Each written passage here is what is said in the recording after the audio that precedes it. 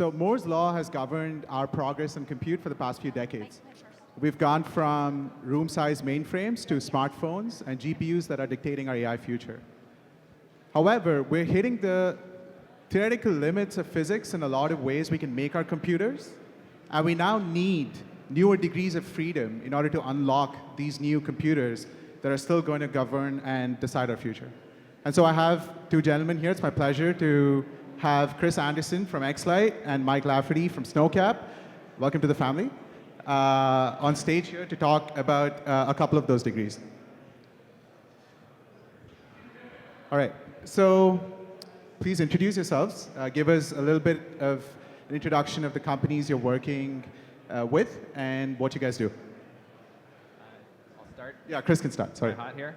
Yeah. So hey everybody, I'm Chris Anderson. I'm a VP of Photon Systems at xLight, where we're developing the world's most powerful lasers that will revolutionize semiconductor manufacturing. By making today's manufacturing technology do a lot more, but also enabling next generation manufacturing technology. So my background is I spent about 17 years in the national labs developing a technology called EUV lithography, which, as many of you know, is the key enabling technology used today to print the transistors on our silicon chips in the manufacturing process. And you talk about deep tech. So EUV lithography really was a 2+ decade kind of technology in the making. And the group I was part of at Berkeley Lab worked with tier 1 foundries and all the tier 1 semi-capital equipment manufacturers during the kind of development phase of EUV lithography to kind of, in many cases, pilot and prove out the kind of critical enabling technologies along the way. So I really got to kind of ride the whole arc of taking that from the R&D phase to the commercialization phase. And so now at xLight, I kind of view this as this opportunity even at a grander scale. So our laser systems will now allow EUV lithography to really reach its fullest potential. At the same time, they're planting a seed for the next generation manufacturing technology. So really excited to be here, Rahul. A quick fun fact about Chris, he famously tested 15,000 materials as he was thinking about getting to the 1 nanometer future. So we'll ask him about his favorite material later on. But yeah, Mike. Thank you. Yeah, Mike Lafferty, Snowcap Compute. So we are building superconducting digital compute. So conventional digital technology that we all know and love in CMOS, converting that into a superconducting environment running at 4 Kelvin, getting order of magnitude improvement in performance and 2 orders of magnitude improvement in power. So trying to keep a minimum step in this evolution to higher performance, lower power compute. My background is started as a process engineer about 30 years ago before jumping into digital design and ultimately coming to work at Cadence Design, so EDA software company. And the motivation to going to work there was to support 2 of my other founders, Anna and Quentin Herr, who came up with the physics and the working model behind these devices that we're using to build this technology. But they were lacking the EDA software and the environment required to build CMOS-compatible scale systems, to actually go to that next level and build systems that could compete or go beyond what CMOS can even envision today. So I spent the last decade of my career working at Cadence to build that EDA software ecosystem. So now we have a complete solution that we can realize these large-scale superconducting digital systems. Awesome. Fun fact about Mike, the group he used to work for at Cadence was called More Than More. So this feels like a very appropriate panel for him to be on. So since we are talking about Moore's Law, question to both of you. Chris can start. Is Moore's Law dead? So the one-word answer is no, but I'd add a footnote, which is I think, look, we have to be realistic that the trend is slowing. So Moore's Law states that the number of transistors per chip doubles every 1.5 years. I think many people are saying now it's more like every 3 to 4 years. I think also the definition of a sort of chip, I think, is loosely evolving as we're moving to advanced packaging and multiple chiplets kind of being assembled together to make what we're calling a chip. So those are my two caveats. But I would also, I think this is actually a good opportunity to add that as we're approaching these fundamental scaling limits, and we're not going to be able to put higher density of transistors on chips, I think we need to start thinking about kind of at a planetary scale, like how many chips can Earth, or how many transistors can Earth manufacture per year? And what's the derivative of that look like? Like, how does that rate change as we kind of go past 2030, 2032 into the next couple decades? And so when you ask yourself that question, you kind of get to some interesting insights about what has to happen to the machines that actually print the chips and what we need to do as a planet to kind of continue this exponential curve. That's super helpful. And so, Mike, what's your take on this? You've obviously taken a pretty orthogonal approach to try to do a step change in Moore's law. Is that Mike's law or Anna's law? But what's your take on if Moore's law is dead or not? Yeah, I guess in the simplest sense, if you're going to argue it's a law, then it's dead, right? Slowing it down would violate the law. So in the simplest sense, yeah, I guess it's dead. But if we look at what the technology's been doing, it has been slowing down. We are still increasing those transistor counts.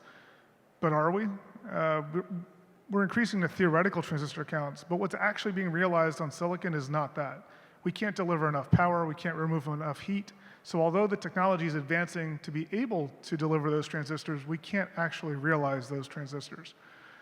So from that sense, Moore's law is definitely challenged, right?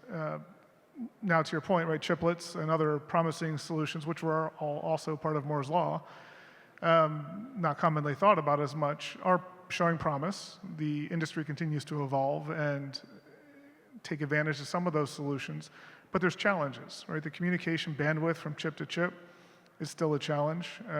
That adds more power and more heat in order to solve those problems, which are part of the fundamental issue you're trying to remove.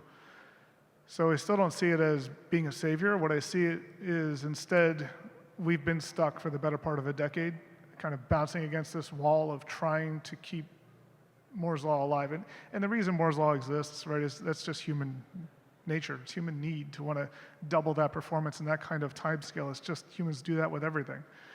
So that desire is still there. So the challenge is it's moved beyond the chip and the transistor to the system level engineering and the solution around it, to the entire data center, for example. And we're pushing engineers in all different aspects in order to get to that solution. But I think we're really at a point where something needs to change. Because, and it is, right? Even in the CMOS world, it's changing. Backside power is coming, other solutions are coming, stacked CFETs and other devices to try to keep this alive. But the money will keep flowing to make it happen. Right? The people will demand it. They're going to want it. The solution's going to come somewhere. It won't be transistors doubling, but it'll be something else to make the solution still work in the system level environment. And I think we're still seeing that occur. So Moore's law to what it says is a law, yeah, I'd say it's dead. But the reality of what it intends and what it's trying to demonstrate, it's alive, but it's struggling. So Chris, Mike says Moore's law is dead. You're trying to extend it. What technical breakthrough allows you to productize this new sort of world with xLight's most powerful lasers? Like, why does the most powerful laser matter here? Sure. So it's actually, I'd say, more than just a technical breakthrough on this specific question. So there's also like a market landscape aspect to why now for this technology. So EUV lithography has reached mass adoption, right? All the tier 1 fabs are using it. It's being used to make all of Anthropic's and NVIDIA's, training chips and all this stuff, right? Yet the EUV chip printing machines are just literally starving for more light. Okay, you go talk to anybody on a process line at a fab today, they all want more photons to make the machine do more and work better. Okay, so that's kind of the market landscape. And there's just no, with the current source technology roadmap, there's just no way for that to get to where it needs to be. So it's basically ripe for a technology solution. Now, meanwhile, in the background, superconducting RF accelerator technology, which is kind of the core tech xLight's built on, this has been slowly maturing in the national labs since the 80s. Okay, and it's been progressing and progressing each decade, and right around the 2010 point, kind of got to the point where it was really at a system level mature, the supply chain was mature, the know-how to manufacture all the components was there, and so it's this kind of perfect sort of matchmaking moment with the market opportunity and this technology that was really waiting for its kind of moment to shine, commercially. So I think that's where it is. And Mike, so in terms of a technology breakthrough, superconducting logic is not new, right? So what is the breakthrough you and the team have discovered recently, and why is now a really good time? Recently, we've been working on this for decades, so it's been a long time in the works. There's a lot of things in the market that have come together to really make this happen, right? The quantum industry itself pushing cryo cooling has been huge. Right? Fundamentally, we've taken the problem that people were trying to solve in the CMOS world of building high-performance computers and then trying to get the heat out and cool them in that respect. And instead, we've stood the problem on its head. We've taken something very cold, and we've started communicating with information right at the thermal limit. And we said, what can we do at the thermal limit and still maintain that cold temperature the entire time? And by building the compute platform around that, we can solve where CMOS has been stuck. Now, interestingly, we found we can go back to 28 nanometer, a 15-year-old technology, and we can exceed what 3 nanometer CMOS can do for performance, power, and everything else. So we've stepped back in time on the lithography side for now. Obviously, we have desire to scale that, but it's good enough to step back to what would be considered a legacy node now and demonstrate what can be done there. So the advances are really around how we can generate the power distribution networks to hit the device densities that are required to be compelling as a competitor to CMOS. And these two seem like really difficult system engineering problems. A lot of components and subcomponents and systems have to come together to make this work. What are the challenges of building such hard technology? And what is the time frame which we'll see such technology out in the wild? Sure. So from my perspective, I think the manufacturing is ultimately the hardest challenge, especially for an xLight scale system based on a particle accelerator. And I think that the way to solve that, our approach, is modularization. You want to minimize the unique number of parts in your system. You want to get good at manufacturing the things that you do need to make, and stack those things together. I'm often reminded of the story of the Empire State Building, which we all know about that in Manhattan. And at the time, it was this incredibly ambitious project, but it actually came in under budget, ahead of schedule. And the reason that happened is that the people erecting that building, the people making the beams and all the supply chain, they didn't feel like they were building a complex 100-story tower. They felt like they were building a simple one-story building and replicating it 100 times. And I think that's been tried and true many, many times in industry. And so, yeah, we do a lot at xLight with our design to have it be highly modularized and have replicated components throughout the system. So yeah, manufacturing. Awesome. And Mike? It kind of makes my job sound a little bit easier. A lot of the pieces for us are actually built. The cryocoolers exist. 28 nanometer fabs exist. Spent the last decade building up the EDA software, so that environment exists. So really, we're just bringing all these pieces together now. So we're not inventing new manufacturing methods or processes or anything else. We're simply executing on existing infrastructure that's out there. We've spent decades getting that in place as a team, so the work's been done in the past. But in that respect, it's not a huge hurdle. So obviously we have to put it all together and demonstrate it to the world and show it can be done. And the timelines with that are relatively near term. We're talking, single-digit years, not decades or anything. But yeah, let's just put it together, execute, show the world what can be done, and just grow from there. Yeah, that single-digit years is music to all the playgrounders here. So. Yeah, I didn't actually get to comment on that, but Yeah. yeah, similar timeline for an xLight system. Yeah, and I would also like to add too. You mentioned that a lot of the stuff you can sort of buy, quote, off the shelf in air quotes, right? And yet one of the other kind of key things for xLight is, although it's not necessarily off the shelf, all of the manufacturing technology already exists. So we're not having to actually go out and invent that, which is key. And the key to that is obviously a lot of the work that's been done in the national labs in this country. And bringing all of that together in the commercial sense is obviously new. But the research exists, and you're working with the said national labs to bring it to light. In terms of inflection points for the company, right? This is a long journey, and hopefully it's single-digit years and on the lower side.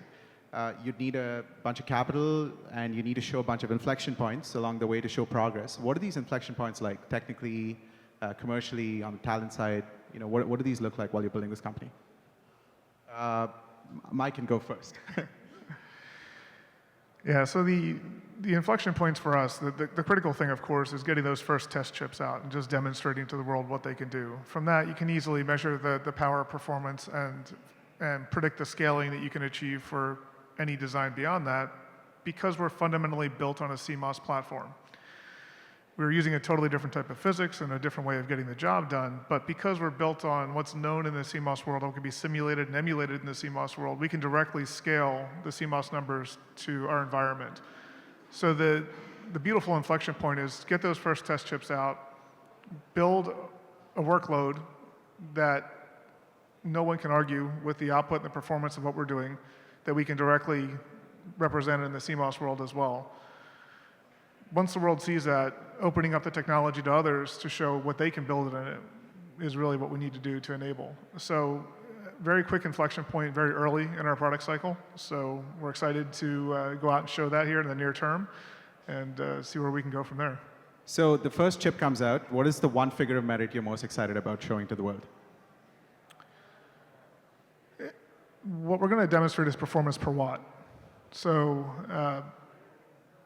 we think that's the most critical thing to demonstrate initially. Obviously, there's just raw performance as well, which we will demonstrate with that system on day one, because we will be building a 30 gigahertz digital design. So raw performance will be demonstrated, but the most interesting figure of merit that we're looking for is performance per watt. And that'll be orders of magnitude better than anything else out there. It will be. We'll start low. We'll aim for at least an order of magnitude better, but we can go much further than that. Yeah, excited for that. And so, Chris, what about you? What are the inflection points, and what is the one figure of merit? Sure. So I would say for us, a big inflection point is in establishing these strong relationships with the kind of tier one semiconductor companies, right? So semiconductor manufacturing is just inherently risk averse. And so, it's working through kind of educating folks on what is the benefit that our technology brings, and it's very clear, but everybody sort of potentially sees that in their own lens. And so it's taking the time to kind of really understand the business model of our light source in a modern fab. And yeah, I can share that we've actually developed some incredibly strong relationships with the important people in this industry that we need to. So one is relationships within the market, and then two, I would say, this is kind of going back to the technology stuff, is the coordination and relationships within the national labs in the US. So because a lot of this technology was pioneered and developed within the labs, as we're growing as a company, having relationships with them has been incredibly important. And so we do have these, they're called CRADAs, Cooperative Research and Development Agreements, in place with several national labs. We're working together to kind of harness this technology and this know-how to build these systems. And then the third is really, this is not as typical, I think, for startups, but non-dilutive funding, specifically from US government and state sponsors. There's obviously a massive interest to reshore semiconductor manufacturing that has spanned administrations even. And we think this is really important work, but we do view that funding as a critical inflection point. So on the first metric, I think, I imagine each fab would sort of have a different one, but I think the simplest one is just how many more wafers per hour can you print with your existing machine after you hook up our light source? And that's going to be huge. And then the second is more nuanced and subtle, but it's what new technology nodes can you access with the same machine you already have in your fab at the same cost that's enabled by our new light source. So I think those are two of kind of the low-hanging fruit metrics. So what you're telling us is it's basically a cash printing machine, where you give it more light and you get more money at the end of it. That's a good way of putting it, yeah. Okay, awesome. So should this technology be built? What does the data center of the future look like? And what is the impact of this future? Chris can go first. Yeah, so the kind of future vision is one of the things that's sort of always excited me about semiconductor manufacturing. And so when I think about, I'll kind of tell you about what the data center of the future looks like in my eyes and then work back to how xLight helps us get there. So if you go into a data center today, all the actual chips are limited in form factor to a 1-inch by 1-inch chip. And that's actually, it's like not that big, right? Our wafers are 300 millimeters. And that's just a fundamental limit of the manufacturing technology. So I do see a world where you can just have chips of whatever size you want.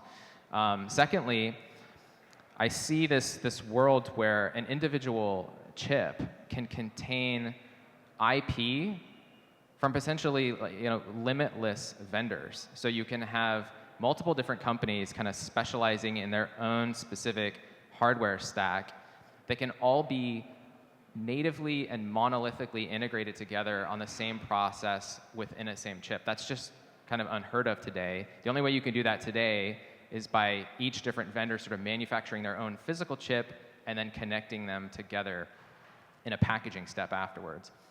And then, so that's 2. Then 3, I would say, I'd like to see this world where low volume, medium volume, and high volume runs basically have cost parity. So right now, if you want to start a company that builds a highly specialized data center for some specific type of AI and you have this hardware, software, proprietary stack, like there's a tremendous amount of upfront cost for you to run a low volume number of chips due to the manufacturing process today. So I think now working backwards to how that vision's realized. And by the way, I think that it's totally great if the future data centers have a cryo plant and everything's cold and we're running off Josephson junctions instead of CMOS. You're going to need the technology to manufacture stuff very small regardless. But I think this unlock happens with a transition from analog printing to digital printing. Okay, so the analogy in your head is like a printing press versus a modern digital inkjet printer. So in one case, you have to lay out the plate with all the information and you're sort of stamping it to the page. The other version, you just have a digital stream of information that's like dot, no dot, and your paper's whizzing by and you get the thing out the other side. Now, digital chip printing can be unlocked with the right laser system powering the chip printer machine, okay? So a modern chip has roughly 10 terabits of information in it. So you need a very high rep rate laser and a highly parallelized write process, but photons actually lend themselves incredibly well to high parallelization because they don't interfere with each other as long as they're at different times. Yeah, so that's a big unlock that I think xLight enables. And so, I see that this exciting future kind of being unlocked. So it's like xLight right now is basically providing this much needed boost to the productivity of the existing EUV fleet, letting that fleet reach its full potential, but also providing this potential revolution change to digital manufacturing.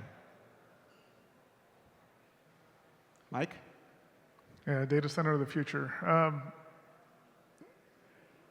We're working inside of this cryo environment. So obviously I see a very big cryo plant. But what happens inside of our data center now is much more compact, because we are superconducting on our chips, we're superconducting on our interposers.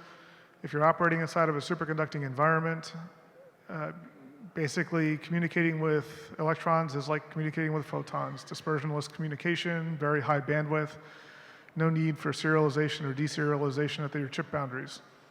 So you can take any architecture and you could slice it arbitrarily small and not be overly penalized for breaking those into chiplets. So even if big chips I'd love, I can make small chips work with a small penalty. So it does work with existing methods and techniques. I still want to have an interposer that's wafer size or panel size that I could direct right to in order to be able to put a lot of chips on that thing. So I see a lot of benefit in getting to that kind of world. The data center itself, though, you can imagine a very different structure, right? The size of a data center today is set by the ability to get power into it and the ability to get heat out of it. You know, the latest NVIDIA systems are talking about 600 kilowatts per rack. That is insane, but the limit of how much power you can deliver and heat you can remove from that one small footprint, right? And that's what they're fighting for, to try to get that done. The argument is if we go the other way, start cold and build up, now I can take 100 of those racks and I can put those inside of one cryostat and the thing will burn a tiny portion of the power inside of that cryostat. Because our switching energy on our junctions is 5 orders of magnitude lower than it is for CMOS. So I can run that same CMOS workload at 5 orders of magnitude lower power. So I can compress all those chips together into a very small form factor. I have to burn 3 orders of magnitude of that savings to run that cryo plant. Still gives me 2 orders of magnitude savings overall. So I can really shrink that data center physically to really pack those chips close together. And the beauty of that is the time it takes for data to travel back and forth across a data center is minimized, because speed of light matters on those large scale systems just as it matters on my high performance system. So if I can get those chips centimeters off of each other, I can really increase the performance of the overall system and get rid of all the power it takes in that data center to move that data back and forth across that data center. Because now I'm doing it at the noise limit, at the thermal noise limit. I'm moving those signals across this very small system. So envision taking 100 racks of compute, burning 300 to 600 kilowatts apiece, and shrinking that down to something that fits in a suitcase. It has a cryo plant sitting next to it that's huge, but it's all there to cool that one little tiny area now, which is doing what a large-scale data center was doing in the past. So overall, the cryo plant's still smaller than what those 100 racks would take up, so it is a shrink of the overall data center. It's a massive reduction in power at the wall plug, orders of magnitude reduction in that wall plug power. But the amount of compute and the latency improvements are just insane, right, of what we can really achieve. Yeah, I still remember the first one-line pitch of Snowcap was data center in a shoebox, so looking forward to that happening. And so I think we have a minute or so left. I thought it'd be fun to ask both of you, since you're pushing the limits of material science to to its edge. What is your favorite material? Chris, out of the 15,000, maybe one of them, and Mike after that. Sure. Well, I guess I have to give a slight background, but in 2013, there'd been a lot of work on EUV lithography. It hadn't reached production yet. The morale was like low. Like if you went to the EUV conferences, like people were seriously doubting it.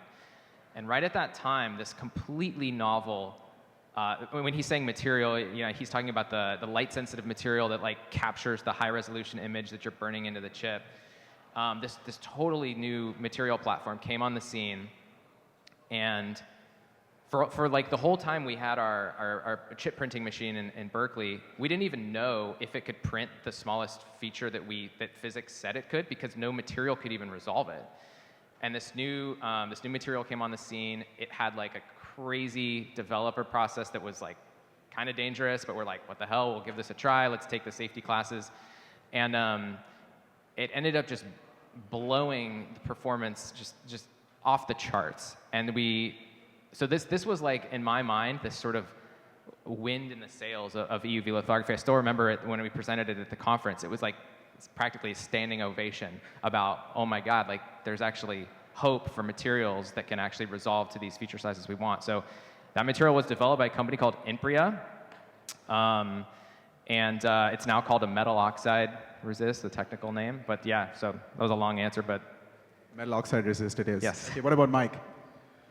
Yeah, we're a little boring in this aspect. The magic of what we were trying to do is we're trying to fit into existing CMOS fabs. So the trick is to find the right materials that give us the superconducting properties we need, but will not contaminate a CMOS foundry so that they'd be willing to actually manufacture it for us at scale. You know, we're not looking to build a fab, at least not on day one. So to do that, we need to be CMOS compatible to get to any level of production that's meaningful. Where a lot of the failures in the past 4 decades in this technology is simply people building in university labs, right? It's great, they have a clean room, they can do something, but they can't do anything of scale, and they can't truly prove what the technology can do at scale. So for our limitation, we ended up going back to niobium tinitride, which is well known for decades as a superconducting metal that does exactly what we need. But it was discounted years ago because of those legacy lithography techniques. Simply couldn't manufacture it to the quality control levels that are required. Those problems were solved as we got to 28 nanometer and below. So they're not a concern anymore. So we can utilize these materials that are well known from history that couldn't be manufactured reliably at these dimensions. Now they can, so we're simply bringing that together. All right, Chris, Mike, thank you so much for joining us and talking about the degrees of freedom that you're unlocking. Thank you.